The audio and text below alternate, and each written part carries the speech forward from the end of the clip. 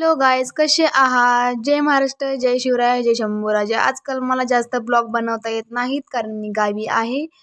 But मी आता बनवायचा try केलेला आहे. मी गावी असल्यामुळे मला नेचर एवढं आवडतं की मी रीलच बनवायला ट्राय करते. ब्लॉगवर माझं लक्षच जात नाही आणि एवढी फिरत असते की ब्लॉग बनवायचं, कॅमेरा चालू करायचं हे सुद्धा लक्षात राहत नाही. बघा किती छान पाऊस पडतोय, किती ब्युटिफुल नेचर आहे. मला खूप आवडतं, असं बघतच राहावं असं वाटतं हे फोटो. तर बघा, मला मम्मीने डाळिंब आणलेलं माझ्यासाठी बागेमधून. घरचीच बाग आहे, पण तिथून बागेतून आणलेलं. मी रानामध्ये जात नाही, सो कधीतरी जाते. आणि मी डाळिंब खाऊन झाल्यानंतर लक्षात आलं की अरे, डाळिंबचा व्हिडिओ काढायला पाहिजे होता खाताना ब्लॉगसाठी.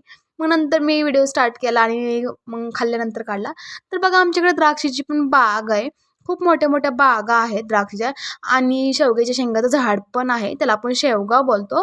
तर शेवग्याचं झाड पण आहे आमच्याकडे. आणि देशी गाय बघा प्रत्येकाच्या घरामध्ये असते, शक्यतो गावी चांगली असते. असली 33 कोटी देव असं बोलतात तिला.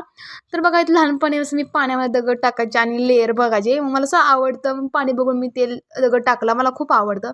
मुलांना मी आडवी गेलते आणायला, कारण आज माझ्यापाशी बाईक नव्हते, घरी बाईक नव्हती शिल्लक, सो आडवी गेली होती. ती लहान आहेत तर मला भीती वाटते, सो मी आडवी चालतच गेले होते. त्यांची बाबा मस्ती कशी चालली रोडनी खेळतात.